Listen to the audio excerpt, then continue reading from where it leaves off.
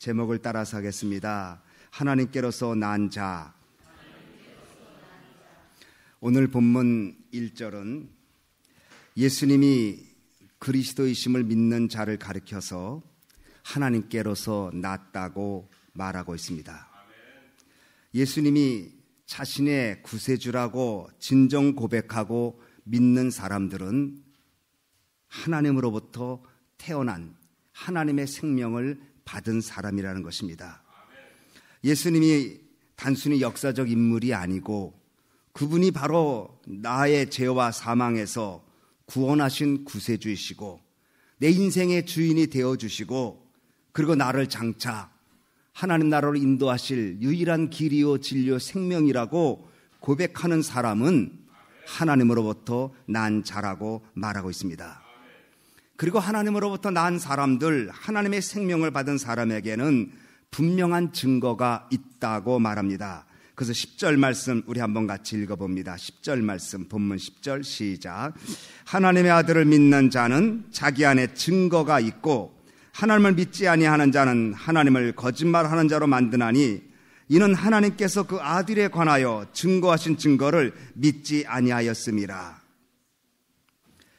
하나님 아들인 예수 그리스도를 믿는 사람에게는 자기 안에, 믿는 사람 안에 증거를 주셨다. 바로 그 증거는 하나님의 생명이 있고 하나님의 영생이 있음을 안다는 것입니다. 11절에 말하기를 또 증거는 이것이니 하나님이 우리에게 영생을 주신 것과 이 생명이 그의 아들 안에 있는 그것이니라. 영생이 예수 그리스도 안에 있고 생명이 예수 그리스도 안에 있는 이것을 마음속에 갖고 있는 사람은 하나님으로 태어난 증거를 받은 사람이라는 것입니다. 다시 말하면 예수 그리스도로 인해서 생명을 부여받은 자로, 예수 그리스도로 인해서 하나님의 자녀로 살아가는 자로, 예수 그리스도로 인해서 구원의 감격을 가진 사람은 하나님으로부터 생명을 받은 자, 하나님으로부터 난 자라고 말씀하고 있습니다. 그러면 하나님으로부터 난 자의 증거는 무엇입니까? 생명을 부여받은 자의 삶의 모습에 드러나는 증거는 무엇입니까? 첫째로 하나님을 사랑합니다. 1절 말씀 다 같이 읽습니다. 5장 1절 시작. 예수께서 그리스도이심을 믿는 자마다 하나님께로서 난 자니 또한 내신 이를 사랑하는 자마다 그에게서 난 자를 사랑하느니라. 예수님이 그리스도다. 그리스도라는 말은 메시아라는 말이에요. 구세주라는 말이에요. 예수님이 나사렛 예수, 목수 출신인 예수, 육신적으로는 요셉의 혈통으로 마리아 통해서 나신 그 예수께서 단순한 예수, 그분이 아니라 그리스도이시다. 그리고 그를 믿는 사람은 하나님께로부터 났는데 그 사람은 주님을 사랑하고 하나님을 사랑하는 증거를 갖게 된다고 말합니다. 성경은 하나님을 사랑하는 것, 이것이 우리 믿는 사람의 본분이라고 말합니다. 마음을 다하고 성품을 다하고 하나님을 사랑하라고 말합니다. 예수님은 시몬 베드로에게 내가 나를 사랑하느냐고 사랑을 확인한 다음 내 양을 먹이라 치라고 사명 주셨습니다. 성 아우구스티누스는 이런 말을 했습니다. 인간은 알고 있는 것에 의해서 평가되는 게 아니고 그가 사랑하는 것에 따라서 평가된다고 말했습니다. 우리가 예수님을 얼마나 알고 있는 지식으로 평가되는 게 아니라 얼마나 내가 주님을 사랑하고 있는가로 그의 믿음이 평가되어지는 것입니다. 왜냐하면 사랑하면 그 사랑하는 것을 따라가게 되고 사랑하는 것에 따라서 가치관이 바뀌게 되고 사랑하는 것을 헌신하게 되기 때문입니다. 자기 자신만을 사랑하는 사람은 결국 욕심과 탐욕에 빠질 수 있습니다. 물질을 사랑하는 사람은 물질 때문에 죄를 지을 경향성이 많습니다. 명예와 권세를 사랑하는 사람은 그것으로 인해서 명예와 권세를 잃을 수도 있는 위험에 빠질 수가 있습니다. 하나님은 사랑받을 존재입니다. 하나님이 우리를 사랑하셨지만 동시에 하나님 우리를 통해서 사랑받기를 원하시는 분이십니다. 그래서 하나님을 사랑할 때 마음 다하고 성품 다하고 뜻을 다하여 힘을 다하여 사랑하라고 말씀하고 계신 것입니다.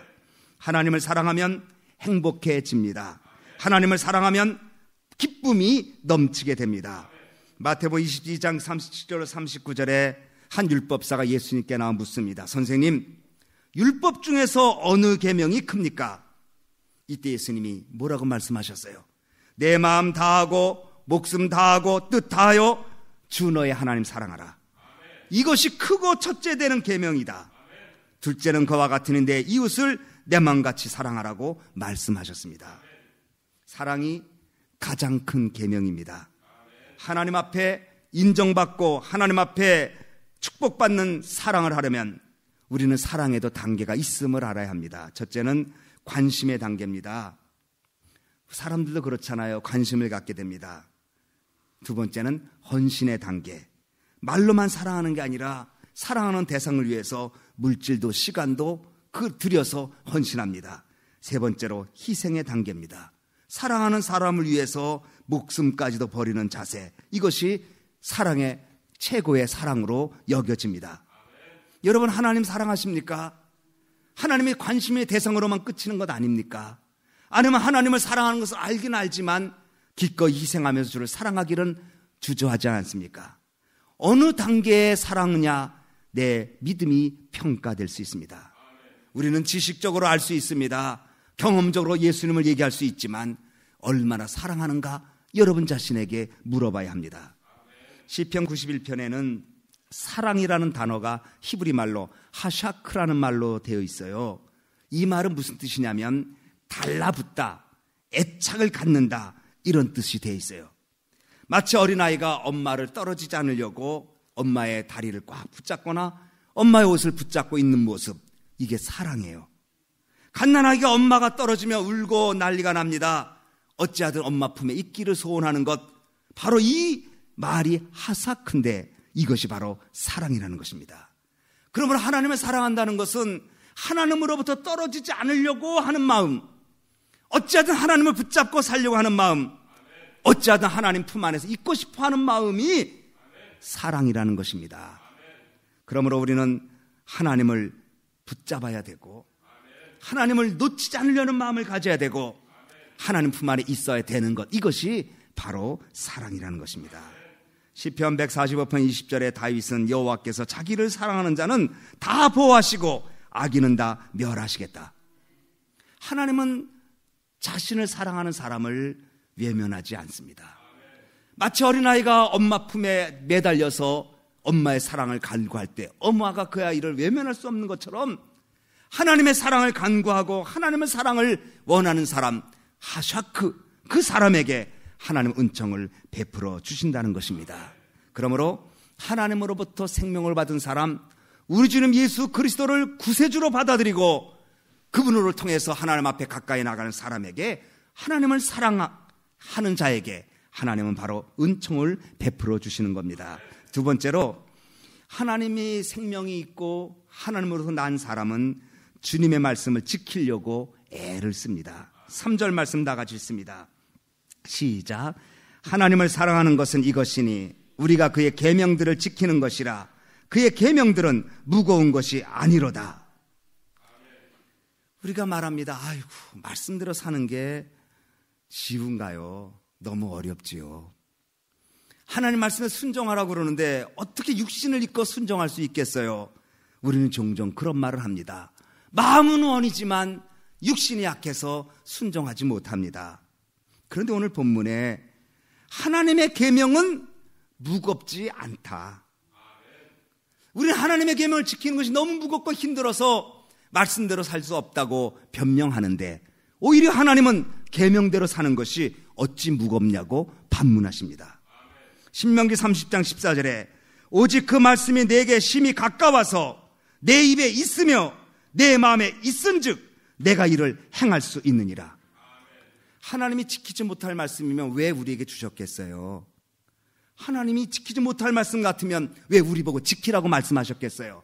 지킬 수가 있으니까 말씀대로 살라고 요구하는 것 아닙니까? 말씀이 내게 심히 가까웠다, 내 입에 있다, 내 마음에 있으니 내가 이를 행할 수 있느니라. 우리는 변명합니다. 말씀대로 살지 못하니까, 말씀대로 살려고 하는 의지가 약하니까, 맘대로 살면 왠지 손해보는 것 같으니까 말씀대로 살면 왠지 그냥 신앙의 외골수처럼 보일까봐 변명합니다. 어떻게 그 말씀대로 살아? 육신을 입었는데. 그러나 성경은 무겁지 않고 행할 수 있다고 우리에게 말씀 순종을 요구하고 있습니다. 사실 그러나 우리가 어찌 보면 말씀을 지킨다는 것은 하나님이 우리를 말씀에 붙잡아 놓는 겁니다. 말씀에 우리를 붙들어 맨다는 것은 어찌 보면 세상적으로는 불편할 수 있습니다. 그러니까 우리가 말씀대로 살려는 것이 부담되는 것입니다. 신앙생활을 편하게 하고 싶은데 그냥 내가 믿고 싶은 대로 하고 싶은 대로 하고 싶은데 말씀은 그렇게 요구하지 않거든요. 내가 하는 대로 하지 말라고 말합니다. 하나님 하는 대로 하라고 요구하니 내 의지를 꺾어야 되고 내 자아를 꺾어야 되니 이게 불편하지요. 그런데 우리가 말씀대로 사는 것은 말씀의 나를 묶어 놓는 것입니다. 신앙생활이 무엇인지 아십니까? 불편한 하나님 말씀에 내 마음대로 살려고 하는 나를 묶어 놓는 게 신앙생활입니다. 성경 말씀에 묶어 놓습니다. 신앙적 전통에 묶어 놓습니다. 예배의 나를 묶어 놓습니다. 주일 성수에 묶어 놓습니다. 11조에 묶어 놓습니다. 예배 참석에 묶어 놓습니다. 기도 생활에 묶어 놓습니다. 봉사 생활에 나를 묶어 놓게 만듭니다. 그러니까 이 매이는 것 자체가 사실은 힘들 수 있지만 그러나 주 안에서 그 매임이 축복인 줄 믿으시기 바랍니다. 저는 목회자입니다. 여러분, 제가 목회자로 이 사역하는 것이 늘 행복하고 좋다고 생각하십니까? 아니면 무거운 짐을 갖고 있다고 생각하십니까? 무거운 짐 갖고 있습니다. 사실 해가 갈수록 시간이 지날수록 무겁습니다. 성도님들 한 분이 안 보이기만 해도 얼굴에 근심 섞인 얼굴만 보기만 해도 어려운 일을 당했다는 말만 듣기만 해도 내 마음이 무겁습니다. 아마 저뿐만 아니라 모든 목회자가 같을 것입니다. 저는 여러분을 위해서 설교를 준비하기 위해서 끊임없이 책을 봐야 합니다. 끊임없이 영적 생활이 떨어지지 않도록 기도해야 합니다. 또 여러분의 영적 상태를 생각하면서 중보기도를 계속해야 합니다. 이런 생활이 끊임없이 저를 묶어 놓습니다. 어떨 때는 좀 자유롭고 싶을 때가 있어요. 한번 나도 한 주 좀 빠지고 어디 좀 갔다 오면 안 될까? 나도 좀 이 설교의 짐에서 벗어나면 안 될까? 성도들의 평가에서 좀 벗어나면 안 될까? 벗어나고 싶을 때가 있어요. 그러나 묶여있는 것 때문에 제가 하나님 앞에 믿음으로 가까이 나가고 묶여있는 것 때문에 더 기도하게 되고 묶여있는 짐 때문에 사실은 하나님의 삶을 감당하게 되는 것입니다. 여러분, 직분이 무겁지요? 그 직분 때문에 여러분 잘 되는 거 아셔야 돼요. 벗어 던지고 싶죠? 그러면 자유로울 줄 아십니까? 아니에요. 하나님 왜 나에게 이런 직분을 주셔서 나에게 힘들게 하십니까? 그 직분 없으면 더 힘 안 들 줄 아셔요? 더 무거워요. 그러므로 매여 있는 게 축복이에요. 우리가 하나님 앞에 매여 있지 않으면 세상에 묶여 있어요. 세상 향락에 묶여서 망한 사람 얼마나 많아요. 끊질 못해서 스스로 끌려가서 망하는 사람 얼마나 많아요.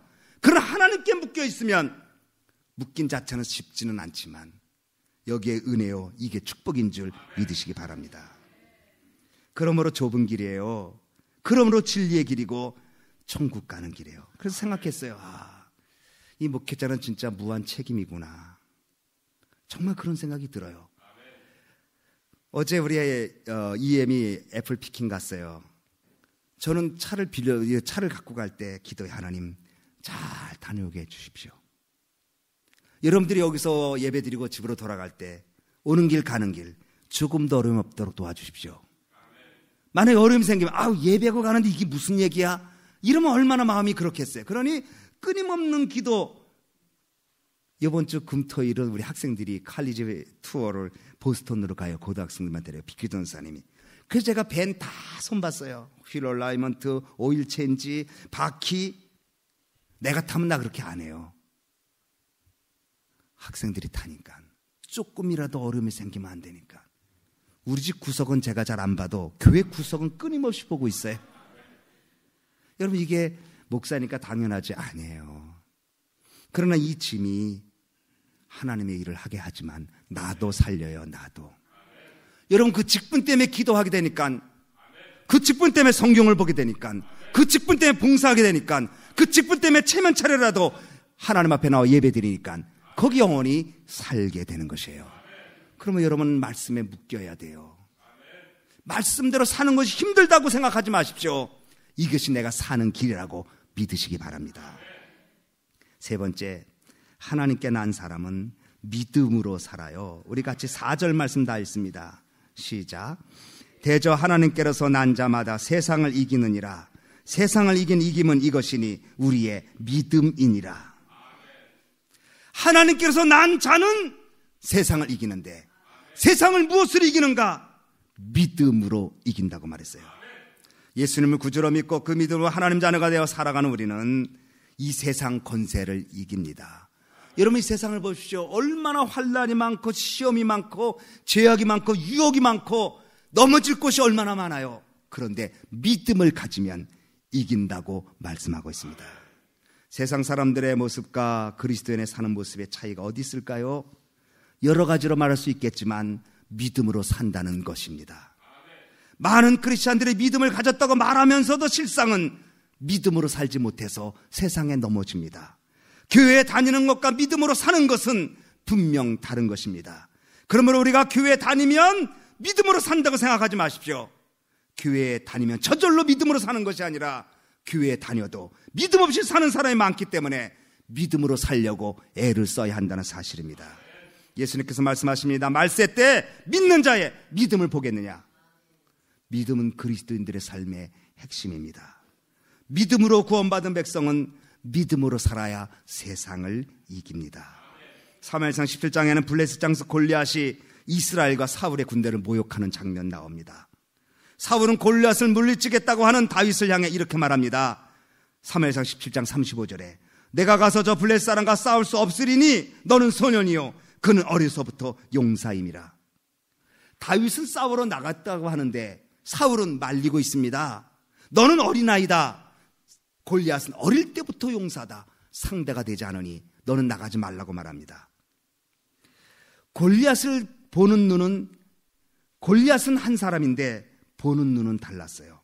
문제는 골리앗이었는데 문제를 대하는 태도는 달랐어요. 사울은 골리앗이 어릴 때부터 큰 용사라 이길 수 없는 존재로 바라봤지만 다윗은 하나님이 함께하면 골리앗은 아무것도 아니라는 믿음을 가지고 그는 나갔어요. 문제를 대하는 자세가 전혀 달라요. 사울은 하나님을 믿는다고 하면서 골리앗을 두려워했고 다윗은 하나님을 믿는 믿음으로 골리앗을 두려워하지 않았어요. 무슨 차이인 줄 아세요? 믿음의 차이예요. 그러면 우리는 믿음이 세상을 이기는 것이지 다른 것으로 세상을 이기는 것이 아닌 것을 알아야 합니다. 하나님은 착하고 성실한 사람 축복하십니다. 그러나 착하고 성실한 사람보다 믿음 있는 사람 축복하는 줄 믿으시기 바랍니다. 요한일서 5장 4절에 그리스도인이 세상을 이길 수 있는 것은 믿음뿐이라고 말씀하고 있습니다. 세상을 우리는 바다로 비유합니다. 인생을 항해한다고 말합니다. 고해 같은 인생을 배 타고 간다고 말합니다. 그런데 이 고해 같은 바다에 갈 때 어떻게 소원의 항구에 도착하는가? 믿음입니다.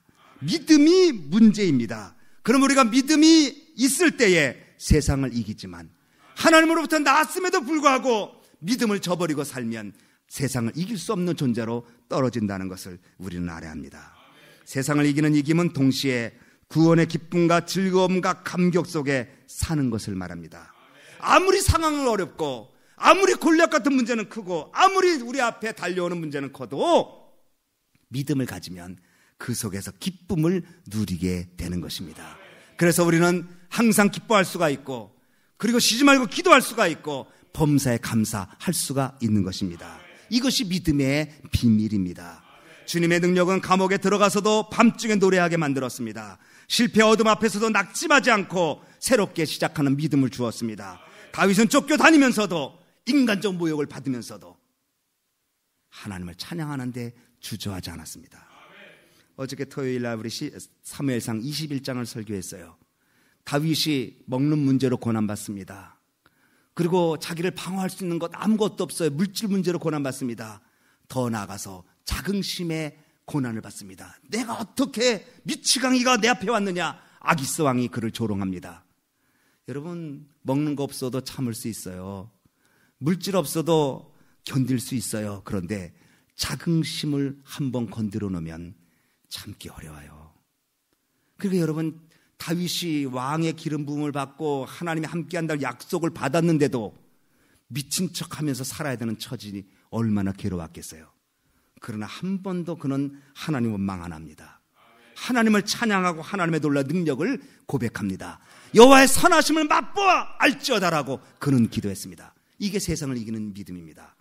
세상 못 이기는 건 뭐예요? 낙심하고 좌절하고 뒤로 물러가고 한탄하고 슬퍼하고, 이건 세상에 지는 거죠. 이건 믿음 없는 사람이에요. 다윗은 믿음이 있었어요. 오늘도 우리 주님은 여러분이 하나님으로부터 났다면 믿음으로 세상을 이기는 줄 믿으시기 바랍니다. 마지막으로 하나님께 난 사람은 사랑의 삶을 살게 됩니다. 그래서 5장 1절에 하나님께서 난 자니 또한 내신 이를 사랑하는 자마다 그에게서 난 자를 사랑하느니라. 하나님으로부터 난 사람들, 성도들을 사랑한다. 한국 사람 말에, 우리 말에 삶이란 말과 사람이라는 말과 사랑이라는 말이 원래 어원이 같은 데서 출발했다고 그래요. 그 국어학자 말에 의하면, 그러니까 삶을 살아간다. 사람 그리고 사랑이라는 말이 같은 원에서 출발했대요.